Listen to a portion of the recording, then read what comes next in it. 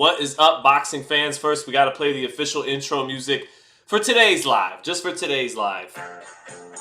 Oh yes, it is fight day here in Las Vegas, Nevada. Well over 100 degrees, but things look to be even hotter inside the MGM Grand Garden Arena. 100 championship cards being headlined tonight by, well, the 100th one being headlined by Gervonta Tank Davis and Frank Martin for the WBA Lightweight Championship of the World. Also got the WBC interim. Are they fighting for the interim light? I believe so, but hold on. We have to shut myself up, my own live up. But I believe the WBC interim light heavyweight titles on the line. Alexander Gvozdyk and David Benavidez fighting that light heavyweight. So, who will win tonight? The doubleheader. Will it be a night of upsets for Gvozdyk and Frank Martin? Or will it be, what we expect? A couple of knockouts for Tank Davis and David Benavidez. Find out tonight on Boxing. Okay. You guys know, probably a lot of you know where that song comes. That's the Dragon Ball Z intro from back in the day, Japanese version. Anyways, it's your man Sean Zittel after that corny, contrived introduction here at the high-tech, elaborate, illustrious offices of Downstairs. And a couple hours before I'm going to leave, going to pick up my guy Brendan Taylor, True School Sports, and head to the undercard together to watch all the fights tonight at MGM Grand. And we had to talk. We had to get some final thoughts and some final analysis for tonight's doubleheader. What's going on, everybody? R3 says you're fired. I understand. Bebop Jones says, let's fucking go. Molly Mall is in the chat. No Dice says, what's up, Sean? What's up, everybody? Let's get to it. Jason Wheeler says, the question the world's been waiting to ask, how's the new Paper Mario? The new Paper Mario is excellent. 1,000-Year Door. I'm going to get right back to playing it once Fight Week wraps up with the fam. But I'm about to get my 4th of the 7 stars to complete the game. But anyways, Tank and Frank. I'm gonna go ahead and let you know now. I'm picking Gervonta Davis to win this fight later in the later rounds tonight. And a little bit similar to when I had my live a month ago about Canelo Alvarez and Jaime Munguia. And I said, yeah, of course, once you get to fight week, sometimes there can be signs of an upset. I didn't like Gervonta not showing up for grand arrivals. Had nothing to do with any entitlement or resentment as a media member. I didn't not like it because I didn't get we didn't get a chance to talk to Tank or anything. I didn't like it because in all my years covering and attending fights even before as a fan, as a teenager in Las Vegas, I never seen a fighter, let alone the A-side fighter, who is the promoter, one of the main promoters of the bout, not attend his grand arrival. And so it began to make me think of the upset even more and think, is this too much for Tank? Tank's been under bright lights plenty of times. His fight with Ryan was a much bigger fight than this, but Ryan shared in that spotlight. This is all on him to carry the promotion and the pay-per-view sales. And it's like Anthony Joshua threw down the heavyweight titles after he lost to Alexander Usyk and said, basically as if to say he was tired of this. And what he was tired of was being the face of boxing in Britain.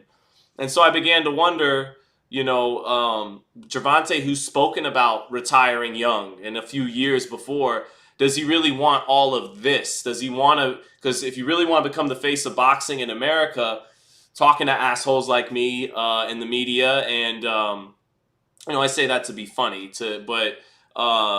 and showing up for grand arrivals. These are obligations that Floyd Mayweather, Oscar De La Hoya, Canelo Alvarez. Canelo's a great example because he used to give very, short answers without a lot of flavor. And it was apparent he wasn't a talker. He liked to do his talking in the ring and all that kind of stuff. But once Canelo really assumed the role of the face of boxing, he began to interact more with media, speak English, give better quotes, and always be give lots of availability to promote his fights. So when Tank skipped the grand arrivals, I was beginning to think, is this really what this guy wants, to be the face of boxing? Because more than just winning fights comes along with that. And you owe us the sparring details, says Molly Mall. I will give them on this live now, I guess, since should I? I still don't want to. See, I don't want to violate I don't want to violate the code of ethics here about what happens in the gym stays in the gym, but I feel like now that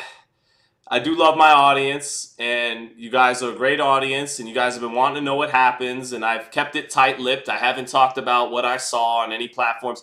I'll say this, most of what has been talked about has been pretty accurate with if you piece it together through all the different podcasts and a little leak here and a little leak there. But you know what, Molly Mall?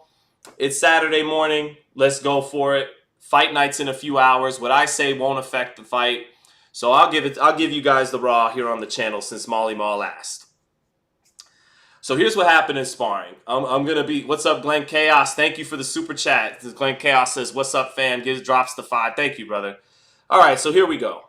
And again, I apologize if to Gervonta or Frank if this is breaking the rules of what happens in the gym stays in the gym. I've shut my mouth about it all these years, but fight night's here, and my audience wants and deserves to know. And what's going to happen is going to happen in a few hours. So, Gervonta Davis, this is back when he would be, out of shape heading into some of his fights. He came in at what looked at about 170, 180 pounds. This was in the middle of the pandemic. This was in the latter stages of summer 2020.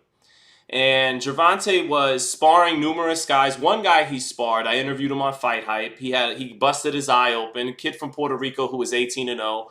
Torres, I think his name was. And Tank was sparring a myriad of fighters. Omar Juarez, who was an undefeated prospect with PBC at the time. Torres from Puerto Rico, who was 18-0. And Tank would get in there and clown. He would put his hands behind his back and taunt them and make them miss and go, nope, nope. But he would hardly throw any punches, right? And then in about a third or fourth round in these sparring sessions, he'd be loosened up. He'd have his belly on him, which was weighing him down a little bit. And then he'd wing a shot. He'd wing a spurt. He'd let out a spurt or two and wipe these guys away. I mean, just light them up with something vicious with both hands, with great accuracy, ripping shots in a spurt. And in those spurts, he would hurt these guys. He busted up Torres's eye with one uppercut. And it was the same uppercut he wound up knocking Leo Santa Cruz out. This is for the Leo Santa Cruz camp. And he lands a left uppercut on Torres, swells his eye up with one single shot, and that was that sparring session. Omar Juarez told me after, when I interviewed him, he whooped my ass, So, but then all of a sudden one day comes Frank Martin. And I see this Frank Martin cat warming up in the other ring of Mayweather boxing, and I'm seeing him hit the mitts with his coach, Coach Jerome, aka Coach Debo. And I'm looking and I'm going, I think Tank's got something on his hands today. I think he's got a challenge on his hands today. This should be interesting. And I'm looking at Frank Martin warm up. He was undefeated at the time, had about maybe close to a dozen fights. And Martin is looking good on the pads, and I'm noticing the speed. I'm noticing the sharpness, the power, the talent. And I'm saying, okay, and I hope these guys spar. I think this would be good. And sure enough, they wind up saying, let's do it. Let's spar. It's arranged. So Frank Martin gets in the ring. First round, feeling out round, nothing happens. Second round, Martin lands his brick hand, his straight left hand. And it jolts Gervonta. It knocks him into the corner. He hits him and it stands him up into the corner, jolts him into the corner. And the whole gym took notice. Like, wow, he got caught with a good straight left hand. Now, Gervonta wasn't on Queer Street. His knee, he had his legs underneath him. But, if I'm here and I'm Gervonta, the corner's a few feet behind me. He gets hit with the straight left hand and gets knocked into the corner. Like, oh, shit. Like, I didn't expect that. And, it buzzed him. It buzzed him. It didn't have him ready to go down or anything like that. But it definitely got his attention. So the next two rounds, Gervonta begins to try to load up, mainly to the body, because Frank, after that, knows he's woken up the champ. And Frank begins to cover up, and Gervonta's trying to, wing body shots, and Frank begins to clinch excessively. And so when you hear Frank talk about Gervonta put him in a headlock, Gervonta was irritated and wanted some get back. And Gervonta puts him in a headlock because Frank is clinching excessively, right? He's not just doing it here and there to buy time and then get back to working. He's clinching a lot. because he knows Tank wants that get back. And so he's clinching a lot, and it's in the middle of one of those clinches. And I'm happy I could finally tell you guys that Gervonta says a quote I will never forget. And it's in one of those clinches. Gervonta shouts in the middle of the ring, "Motherfucker, don't throw that shit if you can't take it!" And I'll never forget that. Don't throw that shit if you can't take it. And what Tank was saying right there, I think is, okay, you got in here and you got off on me. You got one in on the chin. You snuck me with a left hand, right? But now you're clinching and clinching and clinching for dear life. And so all the clinching descends into kind of chaos, roughhousing, and Floyd Mayweather and Coach Debo and maybe a few other, maybe it was Otis Pimpleton. I can't remember, but definitely Frank's coach and Floyd's involved, and they break them apart. And, Tank is pissed. He's livid. Like, he's ready to fight. And the shit just fizzles out, right? And then Tank goes to the back, or he leaves the gym, or whatever he does. And then I interview Frank Martin. And that's, the famous interview about the sparring. So that's what happened. And so they're both telling the truth, actually, Frank Martin and Gervonta Davis. Frank Martin did get off on him. He did hit him with a beautiful straight left hand. That definitely got his attention. But Tank, when it was time to get some get back, Martin's answer wasn't defense. It wasn't counterpunching. It wasn't get off first and move. It was clinch, clinch, clinch. And tonight, when they fight, he won't be able to do that. He's going to have other answers besides that. And then on Gervonta's side, he's going to have to keep his composure with a guy who's not complicit, who's really here to win, and who has some of the hand speed and the foot speed and the skills and the athleticism and the talent and the mind state of look, Frank isn't going to be in awe of Tank because he knows he can hit him. He's had some success with him before, but also in the back of Frank's mind, maybe it's, you're not going to be able to clinch your way through this tonight. When those, as Gervonta would say, when the bullets start coming back, you're going to have some real answers besides trying to survive. So, and so I'm going to tie this into a bigger picture about Gervonta Davis in that 2020 Leo Santa Cruz camp. So him and Floyd throughout the whole camp, and I actually love this story more than the Gervonta Frank story. This is a story that hasn't made the media rounds. I'm going to tell it to my audience here. Is that Floyd, that whole camp, was telling Gervonta to box, use the most of his skills, because Gervonta does have skills. He can counterpunch. He has the full range of punches with both hands, uppercut, hook, good jab, short arms. So he's never going to be this great, Larry Holmes, Ike Quartet jabber, Oscar De La Hoya jabber, but he knows how to throw the fucking jab. It's just that he's a short arm guy who's going to rely on his slip counters, his pull counters, his high guard catch and shoot counters. He's not going to do a whole lot of jabbing, but he has a good jab, has a great straight left hand, uppercut with both hands, right hook, body shots, and he can move. He has feet that can circle the ring, good upper body movement. He gets touched up. He's not Pernell Whitaker, but he has good upper body movement. He can pivot off, give half the body as a southpaw, do a lot of things besides just knock someone out. So Floyd Mayweather all camp is telling Gervonta, box. You're fighting Leo Santa Cruz. The one fight he lost was to Carl Frampton. And Floyd looked at me when he said this, and he goes, and he's like, Carl Frampton outboxed him, right? I said, yeah, he did. He outboxed him. And he says, see, box that motherfucker. So Tank is not really listening to Floyd. Like, it's going in one ear and out the other. Floyd keeps telling him, you're a 12-round fighter. You're a 12-round fighter. We know you got power, but you're a 12-round fighter. Show your skills. You got boxing skills. And Tank is doing his bullshitting for 2 or 3 rounds, load up on bombs, accurate bombs, beautifully thrown bombs with both hands, but load up on bombs in spurts, fuck them up off those spurts and bombs, and keep it pushing. And Floyd's shaking his head during the sparring sessions like he wants more consistency and he wants more skills out of Gervonta that he's capable of. So that Frank Martin session happens. And then a few days later, kid from Italy, Matteo Papa, who was 7-0 at the time, he's slated to spar Gervonta at Floyd's gym. And and he's slated to spar Gervonta at Floyd Gym, Italian kid, right? And Caleb Plant shows up, J-Rock shows up, got all the girls ringside. It was an eventful sparring session at Mayweather Boxing Clubs. You know, former champions and champions are in the audience, and you know I'm there.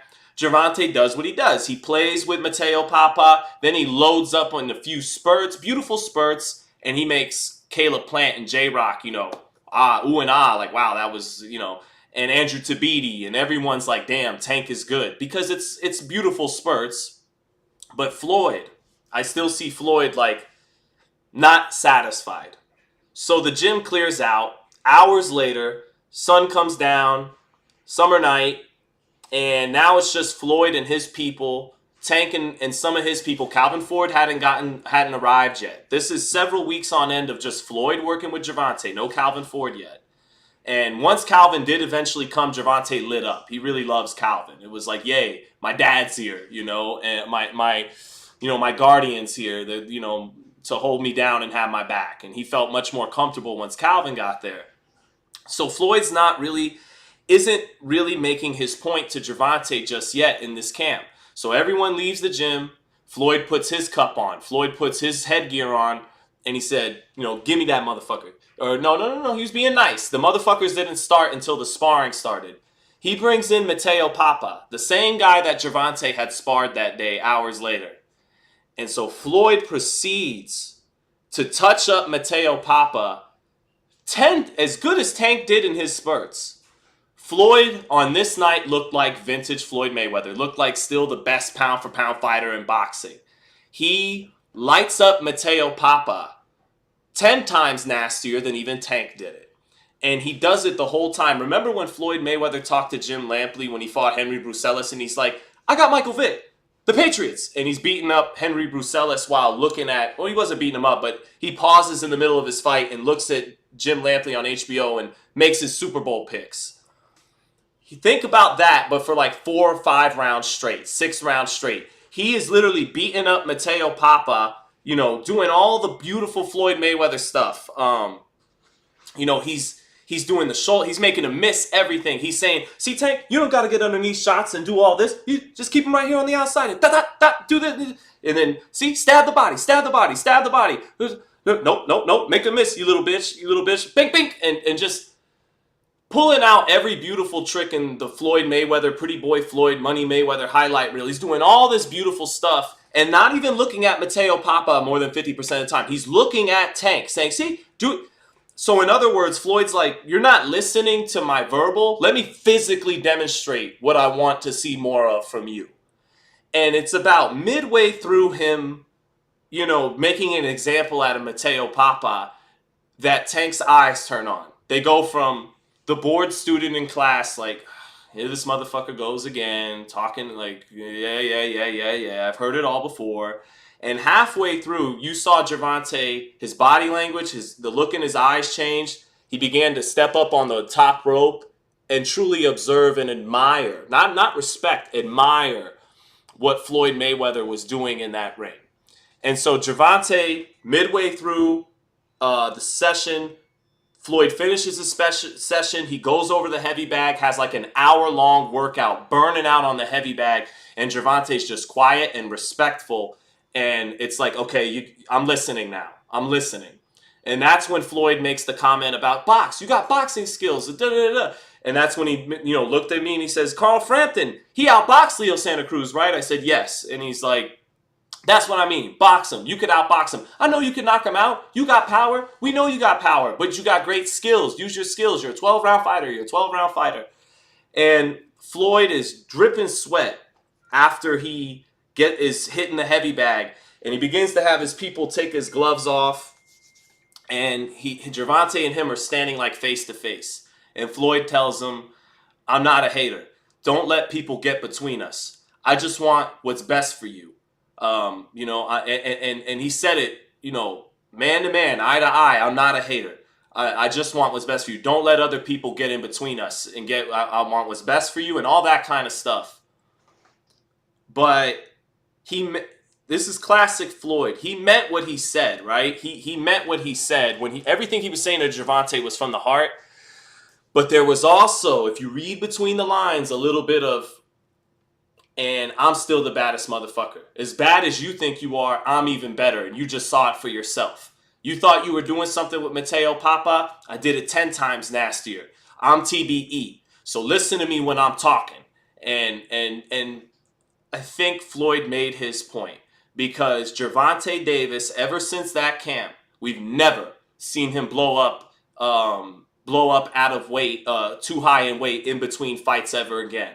Floyd made his point, and I feel honored and blessed to have actually seen that all go down at the Mayweather Boxing Club, and that's me sharing it here. Yeah, though, and I like that Mayweather story even more than the Frank Martin story. So I will say that I do pick Gervonta to win this fight by second half stoppage. I think it's going to be a spirited affair. A spirited affair. I think Frank Martin's going to give a good account of himself, and I think people will say, I want to see that guy fight again. That guy can hold his own. That guy's good. But Gervonta's either really, really fucking good, or he's actually a great fighter. And, he just needs to show it. This is another line of good wins. Isaac Cruz, good win. Ryan Garcia, good win. Mario Barrios, good win. Leo Santa Cruz, good win. But for him to be special or great or the one or the face of boxing like he believes he is, then after Frank Martin, should he win this fight, and it's a good fight, good win, but Frank Martin's in his first ever title fight. Gervonta's, like Leonard Ellerby said, Gervonta's first title fight was 7 years ago in Brooklyn against Jose Pedraza. This isn't just a step up for Frank Martin, it's a gigantic step up. And in terms of scale, never fighting under the bright lights like this. I mean, Gervonta fought as the co-main event to Mayweather-McGregor, let alone all the pay-per-views he's headlined the last half decade almost. So, that means something. And so I think Martin will get off to a solid start. He will hold his own. This will be a good fight with good hand speed on both sides, good skills on both sides. But Martin, not going to be able to clinch his way through the scary moments. And I don't count Martin out because he's a serious fighter. He's a disciplined fighter. He's an athletic fighter who doesn't just rely on his athleticism. He has skills. He has speed and power. So, but I think Gervonta's just like I said about Canelo versus Munguia. Canelo's just a better fighter than Jaime Munguia. I believe Gervonta Davis is just a better fighter than Frank Martin. Doesn't mean Frank Martin's not good. But Tank is better. And so I expect Tank in the second half to find the mark. And when he finds the mark, he's a devastating puncher. And I don't think Martin's going to be a front runner. I don't think Martin's going to just fold as soon as Tank begins to find his rhythm and find the mark. But he's the kind of puncher that if you can't run him into something, if you can't run him into a counter, or if you can't just outpoint him round after round and put on a boxing masterpiece, if he has his moments, it's hard to survive those moments in the lightweight division. So I expect a very competitive fight, and for Tank to win by stoppage between rounds, 7, 8, 9, 10, middle to latter half of this fight, and I expect it to be a competitive fight up until that point. So let me, I got a quick super chat I got to read from Shuggy1 said, what Floyd did to Papa reminds me of what I think Sean Zittel would do to Dougie Fisher. If Turkey Al-Sheikh can make that, I love Dougie Fisher, man. Dougie Fisher is a historian and got a great boxing mind, and I have a lot of respect for Dougie. So I would not want to fight Dougie Fisher. I might get fucked up with everything Dougie knows about boxing, but Dougie's not trying to fight nobody, and neither am I. Jason Wheeler, thank you for the super chat. Said this is for the great story. Thank you, Jason Wheeler. True story. Columinati confirmed, says stunting with the Versace shirt. I feel kind of lame wearing this sometimes. It's literally just a black t-shirt that just has the most generic Versace on the side. But thank you anyways. So let's take a quick look at the weigh-in. Because I think I saw a wide-eyed Frank Martin.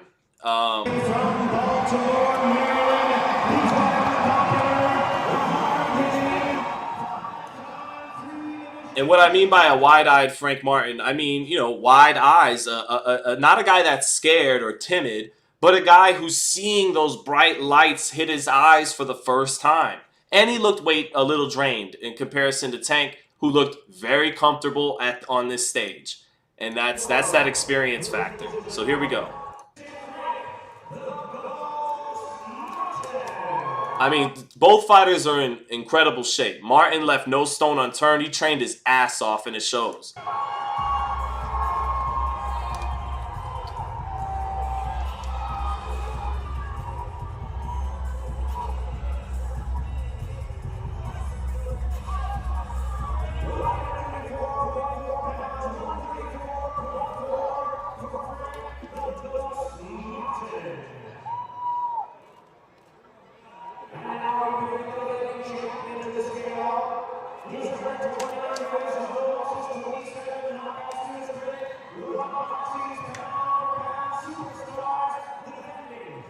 And this is the most cut up version of Gervonta Davis I've ever seen. He wasn't even this cut for Ryan. He definitely wasn't this cut for Rolly Romero in Brooklyn. I was at both weigh-ins.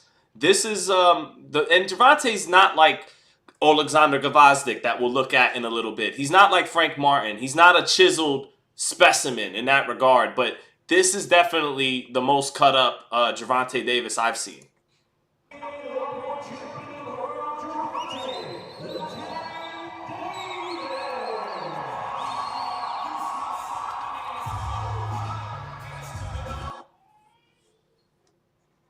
Oh yeah, I had to cut that audio to keep the video on point. So then we get to... You just see Tank is,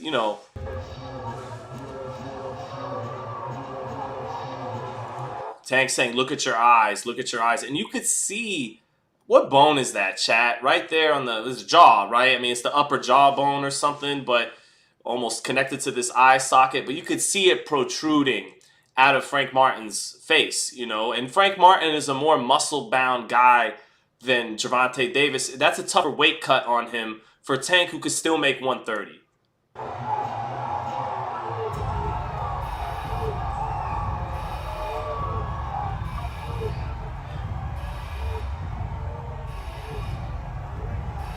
Gervonta saying, I'm gonna fuck you up, I'm gonna fuck you up.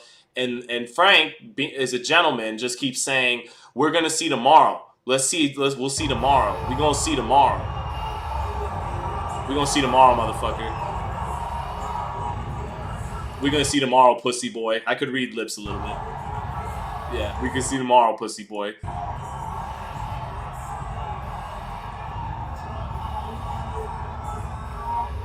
Frank is not afraid of Tank. Frank believes he can win this fight. He's not intimidated. He knows he's got a brick hand answer for Gervonta Davis. He could counter Tank. He knows that he can win this fight. And it's not me talking about the bright lights. It's nothing about fear or timidness. It's just he's never been on anywhere close to this stage before.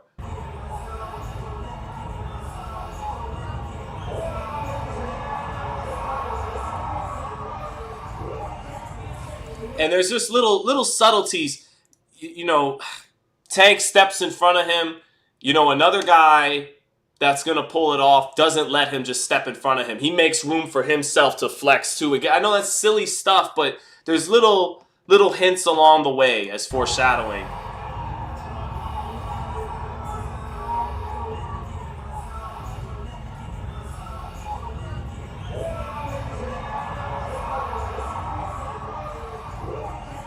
Yeah, never seen Gervonta with that level of cut before. Never seen him with that level of cut before.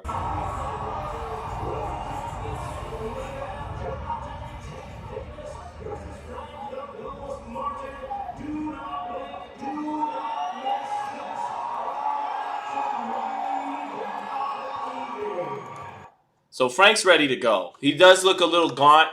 But he's ready to go. And if he pulls off this upset, credit to Frank Martin. I'll be very happy for him. I don't root for fighters. I'm got to be a journalist here. But I'm not going to lie. I like being right.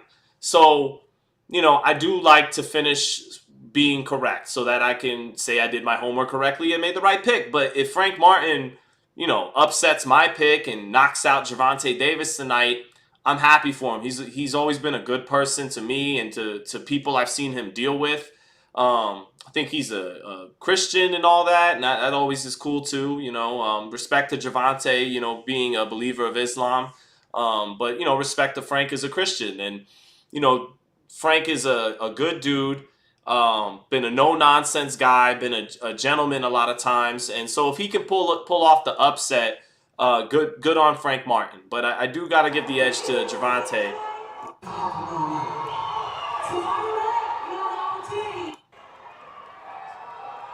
And then we could take a look at but look at Tank. He's so much more well hydrated at the weigh-in, and Frank is a little tight. And it's good to be a little tight. He wants this. He's serious. He's locked in. He's not playing any games. But Gervonta's able to do all that and still have fun and everything because he's used to this stage, and despite not showing up for the grand arrivals, he's treating it like it's his show. So.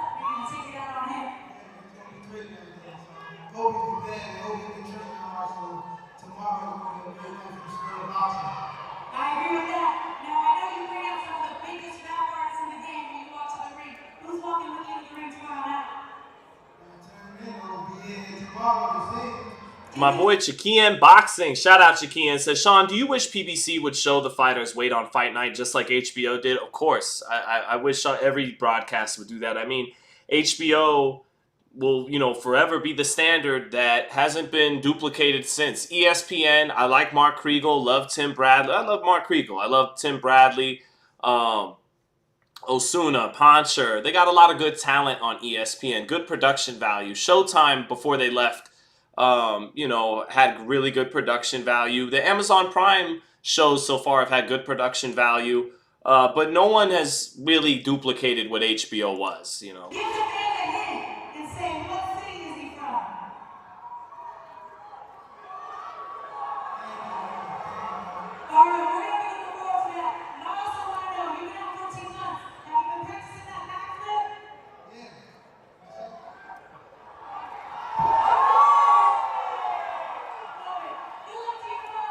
I joked with my wife. I said, yeah, he's going to win. This motherfucker's busting out backflips on flat ground for his fight. He's going to win. And here was James Toney, the legendary lights out James Toney. Got to talk with James a lot. This was his reaction to the weigh-in. He felt Frank Martin was drained. Let's take a quick listen to it. Hey James, did you think both fighters was real, in good shape at that final weigh-in? Yeah, but see my son, he's young, he ran tempo, but he's all Frank, a little drained a little bit. Okay, yeah, the face. And the body, so I think it'll be a short fight. I told you. That's 7, another 5 rounds. Okay, you just took 2 rounds off. Right. Sure. Thanks, legend. All right, so he, the legendary James Toney takes it to a 5-round knockout for Gervonta Davis. So we're picking Tank to win. Tank has developed more of an extroverted personality from around the Rolly fight, but really these 2 fights, Ryan Garcia and now Frank Martin, we're seeing Gervonta behave like a star, be more extroverted, give people more viral type clips, a backflip on stage, saying ass, complete ass about that had me laughing about Frank Martin's training partners, and my defense is way better than yours, like he said to Ryan. Lots of just like humor and being more of an extroverted personality. But I did think, because I don't want it to be all, it's just a Gervonta dick riding session, that Jim Lampley, the brilliant Jim Lampley, and we were just talking about HBO, had a very insightful critique of Gervonta, who he praised heavily in this interview. He likened him to James Toney, said he was a very nice young man to him, said he's super exciting and all those things, but Jim Lampley, who's always able to offer a little bit of depth beyond just X's and O's in boxing talk. Let's hear this. In 29 fights, it's because when he gains an advantage, he rains punches on the opposition and outlands them until he's managed to get his point across. Tank is to some degree the opposite. He's very selective. He is highly technical. He gets an advantage and begins to press it and choose it in such a way that ultimately it yields the knockout result. But he's not doing it by raining fire on the opponent. So it's pretty hard to use his offense against him. And I think that may be the point of what he's doing. But it makes him a extremely effective fighter within the current range of possibilities. Speaking of current times and everything, he is definitely resonating here in the United States and moving the needle. What do you think it is overall, just the whole pack? What is it that's resonating with him? So I'm asking Jim, what is it that's making Tank such this big star? Like, what is it about him that's resonating with the general public beyond the boxing world? And Jim's smiling because he knows that I'm asking him to grasp something deeper than the boxing ring for the audience, and he delivers. The whole social media ethos, the insulting opponents and insulting the whole world on your own behalf. Insulting the whole world on your own behalf. That is a brilliant quote by Jim Lampley, in my opinion. It's everybody and everything is the butt of the joke on your behalf at everybody else's expense. You put yourself over at the expense. You actually shovel mostly negativity into the world, and the world eats it with a spoon. And this isn't picking on Gervonta. This is how in our contemporary culture for the last 20 years, even before social media really took off, this is how a lot of people have been getting over in our American society. So I want to play that real quick again. The whole social media ethos, the insulting opponents and insulting the whole world on your own behalf. I'm not a fan and I'm not a part of it, but Tank is very effective at using social media. His favorite foil is Ryan Garcia, and now Garcia has, of course, put himself behind the eight ball in harm's way in such a way that somebody like Tank can take perfect advantage of it to... Right, Ryan was so anxious to make a big $20 million payday, he skipped the boxing steps. He didn't have a title fight. He didn't gradually work his way up to be able to, really have a great chance of winning the Gervonta fight. He just jumped into the fire, wanted the big money, wanted the big spotlight, and Gervonta took advantage of him. Continue to build his own identity and his own preeminence within that particular audience group. Well, on social media, dealing with him personally, what were your impressions of him? He was nice to me, and I hadn't expected that. I had been concerned, generationally and culturally, and just making assumptions that there was no real basis for. I wondered whether I would have trouble with him in the interview. It was the opposite. It was a fun interview. He was very accommodating and very genteel and thoughtful, and I liked him a lot. Does he remind you of any fighters you called and covered in the HBO days? James Toney. He's here. That's part of why I'm thinking of James is because he's here. Yeah, James was a perfect example of a guy that you're worried about whether you're going to be able to get along with him at the end of the day. He was a dream. Right, you think he's going to be maybe a jerk, maybe mean, maybe not approachable because he's a knockout artist that is an ass kicker in and out of the ring. But then you get to talk to him, and that's not necessarily the case. He reminds me a little bit of James Toney. And by the way, I said to James Toney, he's a selective power puncher who doesn't put himself in harm's way to do damage. Who is that like? And he said, James Toney. So I'll give him the comparison if he likes it. Well, he certainly is a talented fighter with really great speed and power. Is he as elite a fighter as he is a draw? Is he a better draw than he is a truly elite pound fighter, or is he truly both? Well, we've got time for him to prove that, and I don't think a knockout win over Ryan Garcia qualifies you for top of the pound-for-pound list, but it's a good credential. Melissa Rose says, will you be commentating tonight? Unfortunately not. I would love to, but I'll be at the fight tonight at MGM. And when I'm at the fight, I can't do commentary. Can only do it really from the office. It's not allowed ringside, so unfortunately not. But I might go live like midnight right after the fight. If I don't go live right after the fight, I'll go live tomorrow morning on Father's Day. Chat, what's better for you guys, chat? I go live right after the fight, or I go live to start Father's Day? But very widely favored to beat Frank Martin.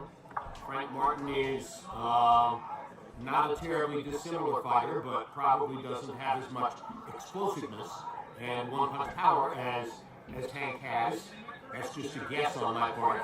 I haven't tasted either of their punches. So yeah, but yeah, just good insight from Jim there, touching on something a little deeper than, you know, just the fact that he gets knockouts, and that's a huge reason why he's drawn as a big star. My opinion, Floyd Mayweather teed him up beautifully. Floyd, you know, gave him that cosign when Floyd was still at the peak of his box office powers, and like, that's really what got Errol Spence started. It wasn't the Olympics. It wasn't any performance as an undefeated prospect. It was, oh, he gave Floyd Mayweather a black eye in sparring. And then that's when the Errol Spence hype train really began. And then with Gervonta, it was, you know, Gervonta banked on being thrown, you know, he had to fight Pedraza, who was an undefeated champ. He fought him at Barclays. He stole the show from Badu Jack and James DeGale, and had a great scintillating 6-round knockout of Pedraza, but Floyd puts it over the top by getting in the ring and saying, is he the future of boxing? Abso-fucking-lutely. And then, sure enough, getting ready for the Mayweather-McGregor fight, Snoop Dogg shows up at the Mayweather Boxing Club, and he's like, that's Tank, right? That's your young killer, right, Floyd? And I think Snoop was speaking for a lot of the casual audience. That's Tank, right? That's Floyd's young killer, right?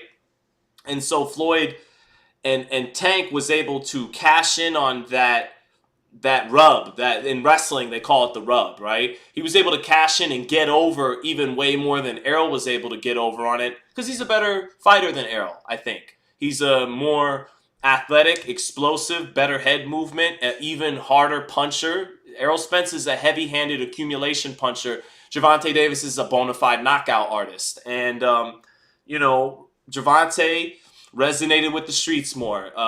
That's a huge part of his appeal. I'm gonna call it like it is. He has some. I think, you know, I grew up, not like in the streets or anything, but I grew up blue collar, little tough, and so I think, you know, the streets identify with Gervonta because he has something you can't simulate, you can't fake or phony.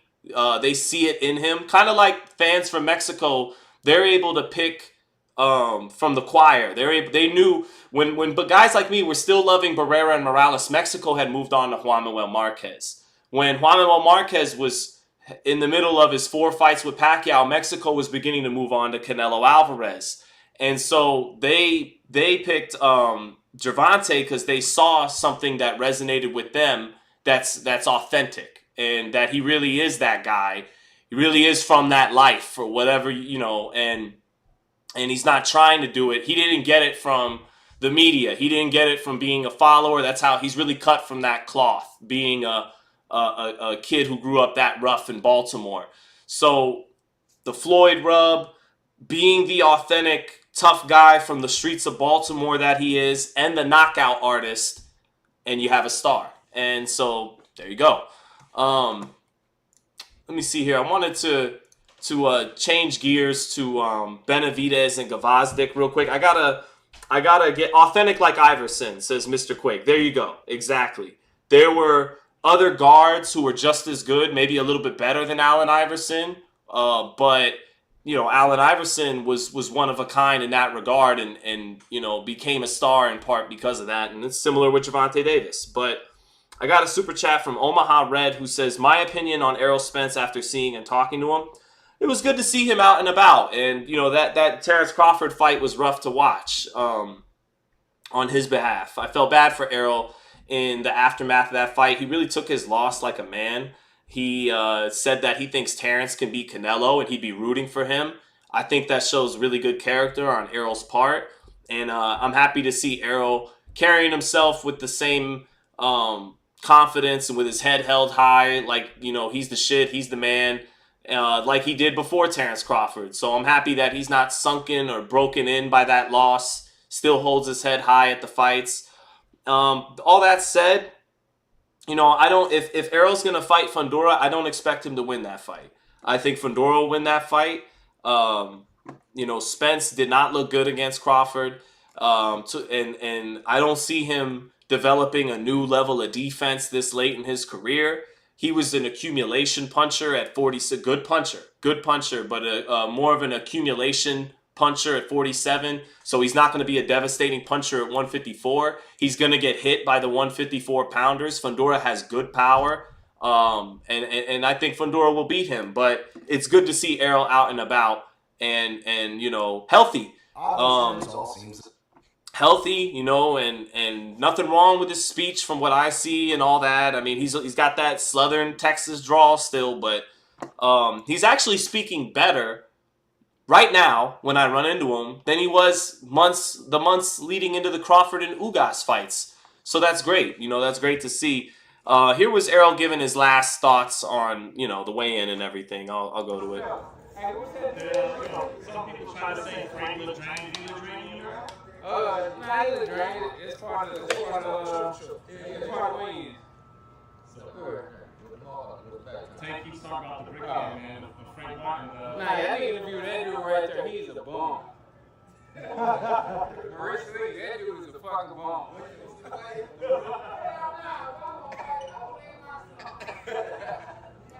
So yeah, it was good to see Errol out and about. There's another Errol interview here where and Errol was going back and forth with Gervonta saying, "Shut your ass up, you talk too much, you haven't fought anybody," all that kind of stuff. But here he says, that the Fundora fight could be the last fight of his career. And that's not, you don't want to hear that. That's 1 foot out the door kind of stuff. And Larry Merchant would always point out that rarely ends well for a guy talking retirement heading into a fight.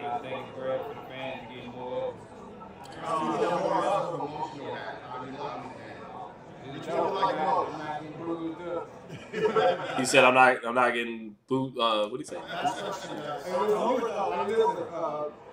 said the fight versus Fundora may be your last fight.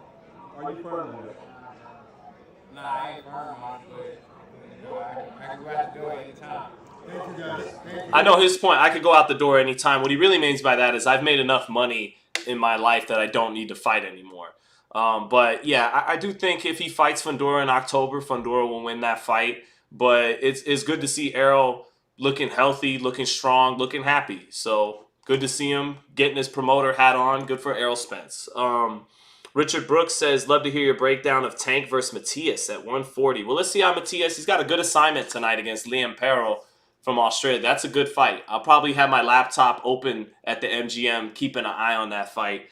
I'll have a better breakdown tomorrow after we see them in their most recent performances. But, I think Matias is definitely good and getting better at what he does best. He's not really adding new wrinkles to his game, but he continues to perfect what he does best in the pocket, combination puncher, catch and shoot, combinations, all that. Doesn't have the most sophisticated footwork. He likes to plant in the center of the ring and say, "Let's fucking go." And, he's hittable. And that's why he lost to Petros and Anian, and then knocked him out in a rematch. But he's beatable because he gets hit a lot, doesn't have the greatest, footwork. But he has really good timing, really good power, really good combinations, and good little catch and shoot game in the pocket. So he's definitely a good fighter, the IBF champ. But I think Gervonta would beat him. As much as I like Matias, one of the most TV-friendly styles in boxing, pound for pound today. I think the Teofimos, the Tanks. I still think Devin Haney, not right now. Devin should not get back in the ring with a puncher first. He should fight the likes of a Sandor Martin or a Jack Catterall. Let them touch his chin to regain confidence again. Not a devastating puncher. That could be a disaster coming off the Ryan Garcia fight. He's got to stabilize himself a little bit with guys that aren't knockout punchers. And then, should he get through a Catterall, a Sandor Martin, I still think Devin Haney could beat Matias. But I still think the top guys, T.O., Tank, Devin, I still think they could beat him. A Subriel Matias, as dangerous as he is. So, but let's see how they both look tonight. And then I got a super chat somewhere here from Adrian Wells. Thank you, my brother. Says, walkout predictions. Frank Martin should come out to Hate Me Now by Nas, because if he upsets Tank, a lot of people will be mad that their future plans for Tank is ruined. Tank should come out to Can't Be Touched by Roy Jones. Oh, good. Well, appreciate that, Adrian Wells. Yeah, if Frank Martin, look, man, it's PBC. Everything they got is riding on Gervonta Davis. He is now the breadwinner. And let's segue that into this news of Leonard Ellerbe, Floyd Mayweather Promotions. I'll give you guys my conspiracy theory on why everything fell out. It's probably not close, and probably not 100% accurate, but I'd like to think I'm in the ballpark with something somewhere here. So Adrian Wells, you're right. Everyone will be mad because, PBC, it feels like they're like fighting for their life right now, because Turki Al-Sheikh and the Saudis, they're doing the Citizen Kane. They got enough money to buy and poach everybody's talent in boxing right now. And sure enough, rumors are going around. They may be willing to spend as much as $4 to $5 billion to buy out all the major promoters in boxing. So if Gervonta were to get upset, and Benavidez, these are actually the two most important fighters in the PBC stable. Sans Canelo Alvarez. Tank is even more important than Canelo because he's a full-fledged Al Heyman. He's like this with Al Heyman. Canelo respects Al Heyman a lot, but sometimes he may work with him. Sometimes he may work with Eddie Hearn. But Gervonta is entrenched with Al Heyman in PBC, and he's younger than Canelo Alvarez. So he's the most important fighter. And then outside of Canelo, Benavidez is their most important fighter. He's their homegrown Mexican-American talent who's also hasn't reached 30 yet, who's got his best, most lucrative fights in front of him, like Gervonta. So if they were to both get upset, it's a disaster for PBC. They need to have Gervonta able to turn enough profit, enough pay-per-view buys that they don't need the funding of Turki Al-Sheikh to keep doing what they want to do independently. So that leads me to the Leonard Ellerbe. Gervonta Davis has replaced Floyd Mayweather as the breadwinner for PBC. And you saw choices be made. Ellerbe seems like he was given an ultimatum at long last by Floyd Mayweather. It's either me or him. And Leonard Ellerbe, in a scene from The Godfather 2, you know what? Maybe I could find it real quick to help illustrate what I'm talking about. Let me see if I can find it. There's a clip from The Godfather 2 that I tweeted it a week ago. No one really picked up on it, so I just took it down. But Godfather 2, Businessmen. Here it is. So Michael is talking to his consigliere, Tom Hagen. And he said,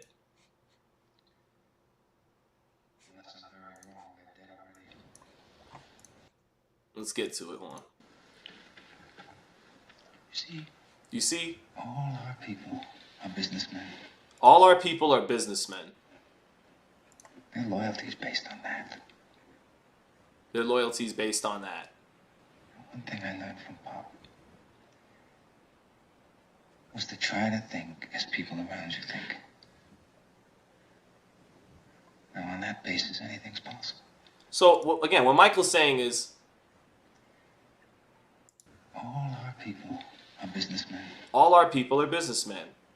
Their loyalty is based on that. Their loyalty is based on that. And that's Michael saying, look, at the end of the day, what makes those people, our associates call me Don Corleone, isn't because the last name, isn't because of the respect they had for my father or the respect they have for me as some leader. It's because I'm the guy who generates them the most money.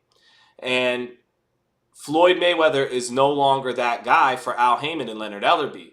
Gervonta Davis is. And so ultimately, I'd like to think that that Leonard didn't want to make that choice. Leonard wanted to remain Mayweather Promotion CEO, continue to have his bond with Floyd Mayweather. They probably do still, may still have their bond. It's just business. It's not personal business, but usually the two connect. As much as people try to say it's business, never personal, we're human beings at the end of the day.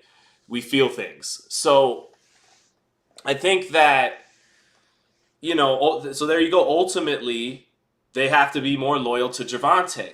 And that's why he's been picked over Floyd in this, and, because he's the breadwinner now. He's the young fighter. And I think the beginning of the end of this relationship was Floyd Mayweather taking exhibitions. This is my theory now, just conspiracy theory, that once Floyd started to take exhibitions overseas, in Saudi, in all those 5 or 6 exhibitions he did, those were on non-PBC platforms. I think what the PBC sphere, Showtime, which was on its last legs at the time, I think what they wanted was maybe Floyd to definitely have Floyd fight on their platform, but maybe against Jake Paul, because Logan Paul and Floyd did over 1 million buys, and that was an exhibition. And Logan Paul is not the boxing star that Jake Paul is, so they probably felt like Jake Paul and Floyd in a real fight, not an exhibition, could dwarf the numbers, which did over 1 million in the pandemic, of Floyd and Logan Paul. But Floyd, when he got out of that ring with Logan Paul, he said, my body is telling me I can't do this anymore. He said, you're not going to see me in that ring too many more times or anything like that. He was a little shell-shocked because Logan Paul, look, Floyd Mayweather's Floyd Mayweather. Logan Paul, Jake Paul can't carry his jockstrap, right? He's one of the greatest fighters of all time. But Father Time is undefeated. He is in his mid-40s, and Logan Paul does outweigh him by 60 to 70 pounds and is a good natural athlete. And so he rained down some punches at the end of that first round on Floyd that I think made Floyd think better of fighting the brother that's actually better and a little more astute as a boxer than Floyd. So I feel like, and Jake Paul around that time did a couple fights with Showtimes, did the 2 Tyrone Woodley fights, and then he did that Anderson Silva fight, which didn't move the needle. It didn't perform well at the box office, and Jake said, I'm out of here. And then you see Jake and Floyd, having interactions at the Miami Heat game and everything. I think the powers that be, Heyman and Showtime, they wanted Floyd to fight Jake Paul on Showtime and lock down Jake Paul in their sphere and not let Jake Paul go to DAZN or Triller at the time, because it's about money. And Jake Paul and Floyd Mayweather would make a fuck ton of money. And if Floyd loses, look, as much as Floyd, so they probably were like, Money Mayweather doesn't want to make a shit ton of money against Jake Paul. And Floyd said, no, I don't need to fight Jake Paul. I don't want to risk the O against that big kid. Anything can happen. I'll go and fight in exhibitions, which won't go on my record. And I may not make the same money I'd make against Jake Paul dealing with you gentlemen in one night, but I'll make it up with 4 or 5 or 6 fights. I'll make up the difference. So you can't, that's Floyd's ego. You can't tell me I passed up on big money. I got the money by myself with my own connections overseas, right? So that I believe that was the beginning of the end, was Floyd fighting on non-PBC platforms. That caused the fracture there a little bit. And so it inevitably kind of led to this situation where Leonard was forced to pick a side, and he picked Gervonta Davis's side. So let's take a look at I asked Leonard about it to start the week because I had heard the rumors, and Leonard told me, Twitter holds a lot of resounding no. substance, but did you see? I know you don't think Twitter holds a lot of substance, but did you see some of the rumors flying around about Leonard might be leaving Mayweather Promotions? Man, I don't listen to none of that stuff. I'm doing what I do. Is there any truth to any of that? No. That's a resounding no. So obviously, that turned out to not be the case, and so that ends a 25+ year business relationship with Leonard Ellerbe and Floyd Mayweather. But I hope hope everyone does good about it. Richard Schaefer is the new CEO. Richard Schaefer hasn't really been relevant like that. I mean, he had Nonito Donaire. He helped arrange that tournament, you know, that Nonito made Nonito a champion again, and inevitably and eventually led to, you know, he did good work with Donaire. Built him back up when Donaire was in the graveyard, brought him back to life. But you know, Richard in America hasn't really been relevant in a decade. So hiring him it's like a retread. It's like going back to the recycling bin. So I don't know how that's going to work. But, you know, Kermel Moton is a really good prospect. And I don't know the status of Jaleel Hackett, but he's a really good prospect. And even Dorian Khan, who a lot of you may not have heard of, is a very talented, you know, 2-3-0 fighter who needs to get active and needs to get back into the swing of things for sure. But he, you know, there's Floyd Mayweather, if he wants it, if he really desires it, if his heart's in it, is always going to be able to have the eye to see talent because he has an amazing boxing brain.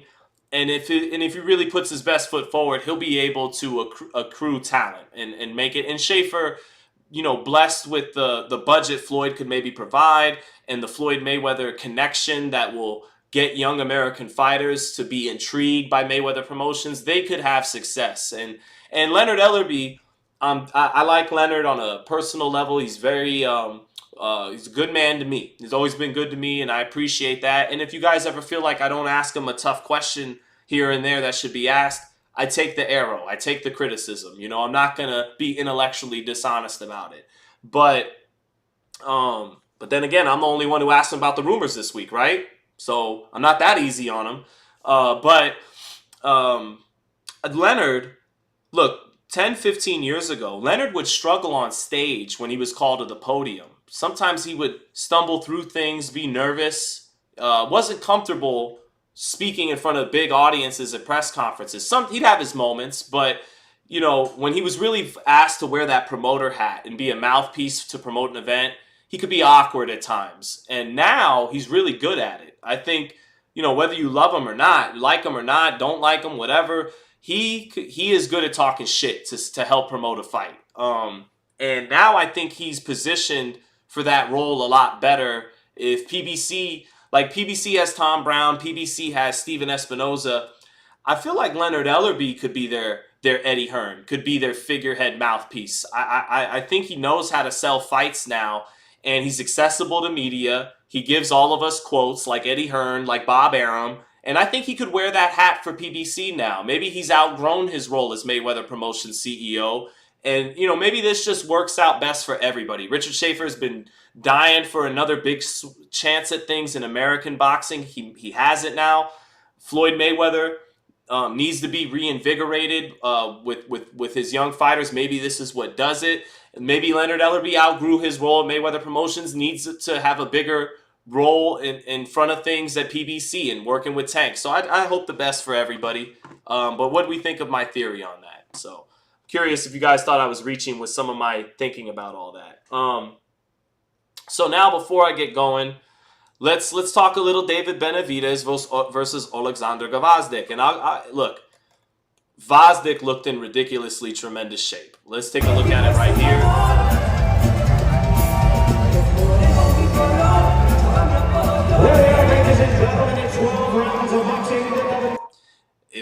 Look, Gvozdyk is bigger than David. And I noticed that when they had their first ever face-off last month, when they announced the fight. And, man, he's bigger than David. David is, for the first time in his career, the smaller man. Slightly. I mean, they're basically the same size. You know, whoever wins is the better man, not the bigger man. I'm not making that argument.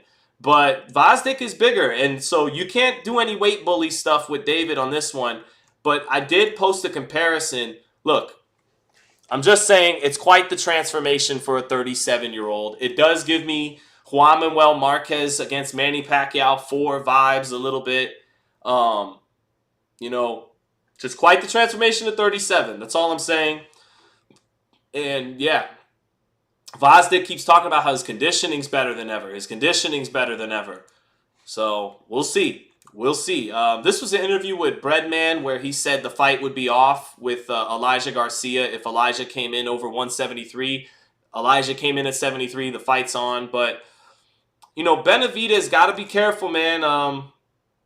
You know, this is the mercenary. This is the guy former light heavyweight champion, the lineal light heavyweight champion. When he beat Adonis Stevenson, he didn't just grab a belt. He is fighting the legit former light heavyweight champion of the world in Gvozdyk.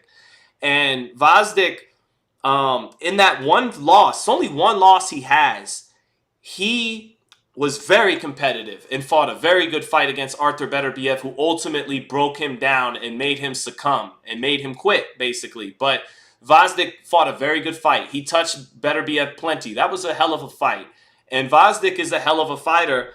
And I'll tell you what I learned from someone who's around these fights in the business side of things. He told me the real reason Gvozdyk retired was Top Rank offered. This is what he told me.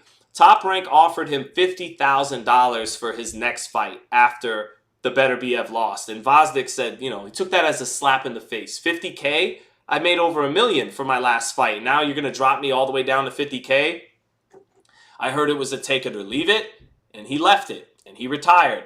Now he's back with Eddie Reynoso.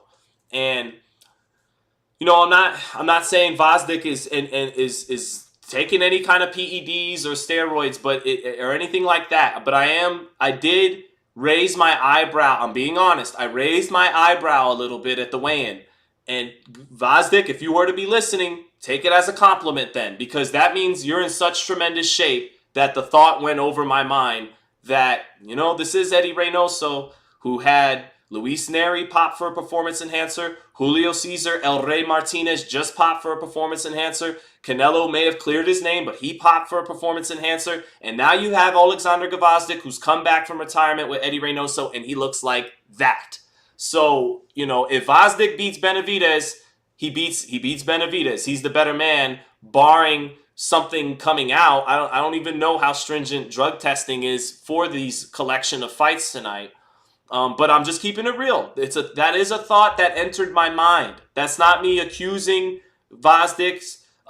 If you're a Gvozdyk fan, you probably hate me because that's casting a little bit of doubt around it. But I'm just being honest. And full transparency. I do got love for David Benavidez. I did cover him in Big Bear and believed in him as a prospect before he became the youngest super middleweight champion. So, I'll disclose that. I won't be intellectually dishonest about it. But, it's a very interesting fight. And David, this is the mercenary sent out to alleviate Canelo's duties of having to fight Benavidez. Reynoso has sent in Gvozdyk to knock off Benavidez and make him look like a fool for calling out Canelo. You're calling out Canelo? You couldn't get past Gvozdyk at 37 years old, coming off 3 6-round fights out of retirement. Get out of here with that bullshit, David Benavidez. That's what I think Team Canelo wants to play out, or at the very least get an up-close look at David tonight. And Gvozdyk, David's in a tough spot because he's supposed to be fighting a washed fighter. And Gvozdyk doesn't look washed in his 3 fights since. He still looks very good. He still knows how to step around guys and zap them with the right hand beautifully. Still got that beautiful Ukrainian style that made him the light heavyweight champion. But let me quickly get to this super chat. Jim the Boxing Life said, do you think the extra muscle that Gvozdyk will put on will slow him down and eat up his stamina versus a natural-looking Benavidez who never busted for PED? Well, neither one of them busted for PED. And David looks softer. I didn't see Memo Heredia anywhere this week. David's body doesn't look quite the same as it did for Andrade and for Caleb Plant, But when I watched David shadowboxing get ready at his media workout, he actually looked even lighter on his feet at 75 and comfortable. I've always thought David would be, in a lot of ways, even better at 75 than he was at 68. So I'm excited to see if that's the case. But if weigh-ins were to win a fight, then he may be in trouble against Gvozdyk, because Gvozdyk looked like the bigger, stronger man yesterday at the weigh-in. Still got Benavidez by stoppage. And part of why is, as great as Gvozdyk looks, you know who it reminds me of a little bit, chat? Kell Brook. Kell Brook, when he was getting ready for the Terrence Crawford fight. Kell Brook, this picture doesn't even really fully do it justice, but Kell Brook was a brick shit, a brick house, a brick shit house. That's Tyson Fury, for some reason getting in my head, but he was cut like a bag of dope. Look, even more cut up than Terrence Crawford. Look at that. And then in the fight, look at Terrence's left eye closing up a little bit. Kell Brook was ripped and shredded, and And everything was going, like Kell Brook gave Crawford some serious issues with his jab that you see landing right there through 4 rounds. But then you know what happened? He got hit hard. And that's where the deterioration showed up, right? And that's what I am expecting from Gvozdyk. Gvozdyk reminds me a little bit of like Kell Brook heading into that Crawford fight. Ripped up like crazy. More ripped up than his big, heavily favorited opponent who's supposed to win. And Kell Brook didn't look old that night in terms of his feet. Kell Brook didn't look old that night in terms of his speed, his sharpness, his jab. He was on point. It's just that everything went south once he really got cracked. And that's kind of what I see happening in Gvozdyk Benavidez tonight. I think Gvozdyk, like Caleb Plant, is going to step around David early, who does have slow feet in the center of the ring. I think he's going to be touching up David. I wouldn't be surprised if Gvozdyk steps around, does his Ukrainian feints, boom, straight right hand down the middle, and it makes David's knees buckle. And then you see David do that smile of like, yeah, you got me, and a little bit of embarrassment mixed with good punch, and I'm going to get you back, and okay, I like that. But I wouldn't be surprised if Benavidez's knees do a little buckle from a right hand by Gvozdyk early. Worst case scenario, maybe Gvozdyk puts him down with a right hand, because David gets a taste of his own light heavyweight medicine, fighting a bigger man, a big guy. But I think whenever David catches that rhythm and breaks his sweat and finds his stride and he begins to find the mark, kind of like Tank with Martin, and finds the mark, is able to find the chin of Gvozdyk, that's where he's going to look 37 years old. I don't think he's going to look 37 years old in his skills, in his speed, in his footwork. I think he's going to look 37 years old when he gets hit hard. And so, I'm expecting Gvozdyk to have success early. For the David Benavidez critics, they're going to say, see, he ain't all that. Look how Gvozdyk was stepping around him and touching him up. But then once David, who in my opinion is one of the most offensively gifted and prolific fighters in boxing, with his combination of combination punching, hand speed, really good power, full arsenal of punches, I think, Benavidez is an excellent, excellent offensive fighter, one of the funnest offensive fighters in boxing today. And I think David's going to feel good at light heavyweight. And when he starts to find the mark, that's where Gvozdyk looks old. And I think David will stop him. But, we'll see. We'll see. It's an interesting fight, man. That the way he looked cut up like a bag of dope, as they say, at the weigh-in. And the fact that, he may not really be washed like people think just because he retired after the Beterbiev stoppage. Maybe he springs the upset. Maybe Frank Martin and Alexander Gvozdyk collectively totally screw over and fuck up PBC's major plans. And and part of me, even with David, feels like, have you been set up in this fight? Did Al Heyman and PBC, in order to appease Canelo, who does not have a long-term deal with them, you want Canelo to keep working with him, you make him happy. And so did they put him in a situation of, we'll offer him only one fight at 68, David Morrell. Well, we know he's going to turn that down because any fighter would turn down a David Morrell type fight. Super, uber talented fighter who hasn't proved anything. Definition of high risk, low reward. And we'll offer him the Gvozdyk fight, who's a Reynoso fighter.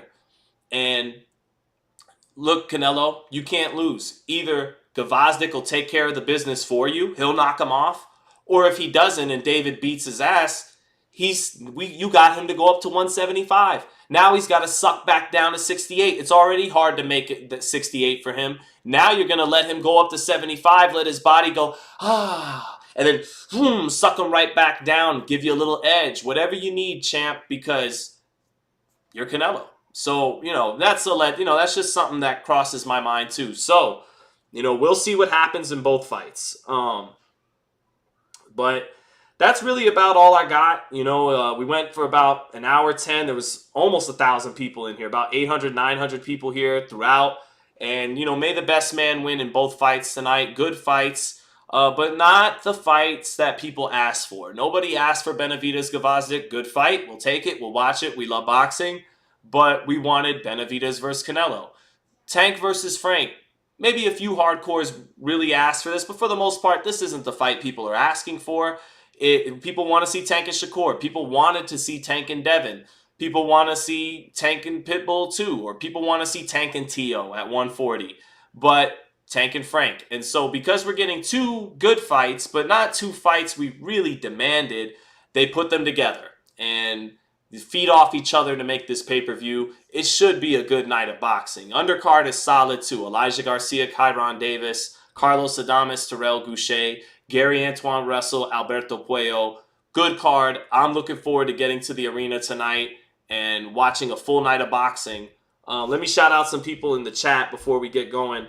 Won't be able to Fleet says, am I calling it? I can't call fights when I'm live at the arena. They don't allow for that kind of thing. So I apologize. I'd love to do a round by round. Trust me. Just couldn't be done because I'll be at the fight. I'll give a quick, put the phone on me and give a quick initial thoughts after both co-headliners. So look for that on the channel. Look for all the interviews to be up on the channel. And again, I'm going to ask you guys again, would you rather me go live late? It's going to be not until about midnight, 12:30 West Coast time. I can go live after the fight if that's what the people want. Or we could hold it off until tomorrow morning to recap everything that went down tonight. So let me know. Shout out to my man True School, about to pick him up. Shout out to Chiquian Boxing. Shout out to Ms. Joette. Shout out Playa Sports, Chad King, Fleet. My man Red said, what's up, Sean? Checking in. Thank you so much. 12 threes, Pugilist. Edgar Cota. Great to see you, Edgar Cota. Thank you, brother. Do I believe Benavidez can stop him at 9? Yeah, I think he can. I think that's a decent bet, Edgar Cota. That's a good bet. So let's see. Winning Football. Thank you. Winning Football says David is not Brook. He got that Mexican chin. Thank you for the super chat. I was likening Gvozdyk to Brook, not David. I think Gvozdyk's a little bit like Brook in that Crawford fight where he looks the part, and up until the point he gets hit really hard, he's going to look like he may pull off the upset. Because for a minute there, it was like, wow, is Kell Brook about to upset Terrence Crawford? Is Terrence Crawford not that guy? And then that half jab, half right hook landed and ended the fight. I don't know if David's going to be able to end it like that, like Crawford did, but I think the first time he really connects hard on Gvozdyk, that's where you'll see the deterioration of age 37 and retirement. But AKA Gunsmoke, thank you for the super chat, says, I love your transparency, bro. Keeping it honest goes a very, very long way. Thank you, man. Yeah, even when it's not, even when it's not puts me in a good light, I want to be intellectually honest. I don't want to lie, So thank you, AKA Gunsmoke. And man, just shout out to everybody for being in here tonight. And we'll see, man. We shall see. I'm going to get Sean, you're a bum, says Mr. Dodos. Well, thank you, Mr. Dodos, for at least taking the time to come in the live and call me a bum. Thank you. So, why the fuck would he go live tonight when he's going to be busy at the fights, and I'm sure he'd be very busy after, says Aunt G. Well, thanks for thinking of my perspective tonight. J Junior DTX 214 says Sean, Frank will win. If Frank wins, good on Frank. He's a good dude, and I got a lot of respect for Frank Martin. Been a good guy to me, so if I have to eat some crow for Frank Martin, I'll be happy for him. Chiquian says, after the fight, go live tonight, says Ms. Joette. Okay, tomorrow AM, says All Lion. B. Bob Jones says, have fun. Thank you, my brother. Karina, I got my C4 ready, so she wants it tonight. Wendell Morris, go live tonight. Johnny Williams says Sunday. You guys are saying after the fight. All right, we'll be live after. You just hold your word, chat. If it's 1 in the morning or 4 in the morning on the East Coast, you don't leave me in here with 35 people looking like an idiot. All right, chat? I'll go live tonight. I want you guys to rock with me. And then I got the Porterway. I don't know if we do Porterway tomorrow. I might have to wait. I have to call Sean and see if we're live tomorrow for Father's Day or not. But yeah. You're the best in the game, Sean. Don't change like the rest of them, says Playa Sports. Thank you so much. Greg Robinson sticking up for me, says whoever called you a bum is soft. Ms. Joette says hope all is well with the family. Sean, family's great. Went to go see Inside Out 2 last night. Not bad. Not great. Solid movie. Not bad. The concept of how emotions work in the brain is very smart, by Pixar. Decent movie. We had fun. We ate popcorn and had fun. One lady like wanted to fight me because I cut a line for 2 seconds to grab nerds. It bothered me so much that I'm gonna cathartically speak about it to end the live. It's my wife's birthday yesterday. She's worried that our little beautiful boy Leo won't get the last bit of nerds in the snack line because it's packed to see Inside Out 2. So what do? The minute I hear my baby's worried about something, I take matters in my own hands. I dip under the line, snatch that last bag of nerds, and give it to my son. The lady behind us, she's like, bad habits. And I'm like, yeah. She's like, bad habits. And I go, yeah. She's like, cutting in line is teaching your son a bad habit. You know, you shouldn't do that. And then she looks at my son. She's like, you shouldn't cut lines, bud. And I'm like, I just looked at her and I'm like, you know, I'm like, when you have kids, you could teach them whatever you want. She's like, I do. And I do teach them not to cut the line. I just look at her and I go, good, awesome, good. And then turn around and keep doing what I do and hold in all my anger. And I just got mad because, like, my son just got done going to Disneyland waiting in 2-hour lines, 1-hour lines. He had to go, last year he went to the Universal Studios, the Mario Kart shit. You got to wait like 4 hours to go on that Mario Kart ride. The boy knows how to wait in line. It's just that it's my girl's birthday, and if she wants daddy to grab some candy, I'm gonna grab some candy. Fuck these people, you know. So anyway, she was tripping, but outside of that, family's great. We had a great time. Everything's all good. If that lady were ever watching, I won't cut a line again, okay? But I did it to make my wife happy on her birthday. You know, you should be so lucky to have a man like that. Anyway. Desiree Madeira, thank you for the super chat, says, I'm glad you're doing your own thing. What's up? I was lucky. You're heading out? Come say bye-bye. Oh, you can help sign us out. I got a couple. Come on, Leo. Oh, look at this baby. Look at my daughter. Isn't she cute? Let me see. Let me see my baby. Yeah. Oh, wait. There she is. Yeah, that's the babies. You're so cute. Leo, who wins? Gervonta. Now, pay attention, son. Yeah. Gervonta Davis, Frank Martin. Who wins? Gervonta or Frank?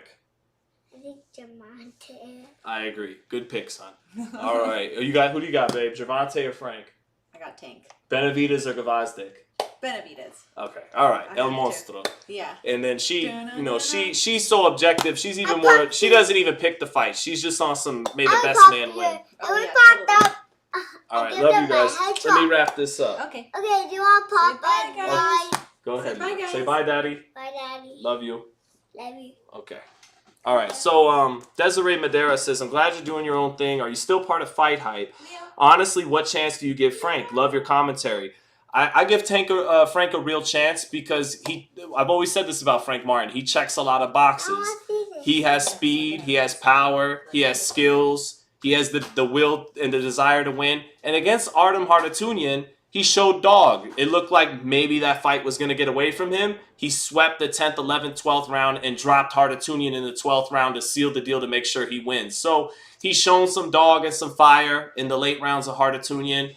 He, against Michel Rivera, showcased him at his best. He has speed, he has movement, he has some power, skills. So he's a live dog. At what? Plus 450? He's a good bet. He's going to give you a run for your money, I think. So I give him a good shot, and I'm doing my own thing, but Fight Hype is definitely doing their thing. I mean, I go to Fight Hype still when I finish up my long day at work to see what I wasn't able to get. I love boxing, and if you love boxing, you're going to watch some Fight Hype. There's no doubt about that. Winning Football says, live tomorrow, I got the white powder and the strippers. Okay. You mean like tomorrow as in 1 a.m. tomorrow, or like tomorrow morning? Because from the white powder, or you're going to be busy with Winning Football, I hope whenever I go live you're there. Thank you for the super chat. And have fun with the white powder and the strippers. Jesus Perez just sends me a super chat saying, enjoy the fight. Thank you, Jesus Perez. Have a great time. Wilson says Karen. Yeah, it was that kind of vibe. I'm like, fuck off, lady. I just took a risk for my kids. Right. So there you go. Or she's right, and it's never okay to cut a line. And I was just being a big baby about being reprimanded. But so yeah, buy more candy, my G. There you go. Yeah, thank you, Joe. Thank you for the super chat. We're gonna get more sour Skittles and more nerds off the super chat. Thank you, Joe. So yeah, shout out Sean, love the channel and your IQ on this boxing shit. A1, much respect. Tank wins by 7th round TKO. Red says the one dude in line for the weigh-in called you fight hype. He did, Red. I wasn't about to correct him. I was just grateful he wanted to give me a shout out. I wasn't about to correct him, you know. So yeah. But everyone have a great rest of the one. I'm gonna go ahead and get ready. I'm gonna go ahead and get ready and cover these fights tonight. You guys were awesome today to join in, and I finally shared the sparring story. And more important than that sparring story was that Floyd story. I love that story even more. So between Floyd and Gervonta. But God bless everyone. Enjoy the fights tonight, and let's meet back here at the office at midnight, 1 in the morning. You guys said tonight after the fight instead of tomorrow morning. So I'm gonna hold you to it. God bless everyone and take care. May the best man win each of the fights tonight, and hopefully it's a good night of boxing for the sport.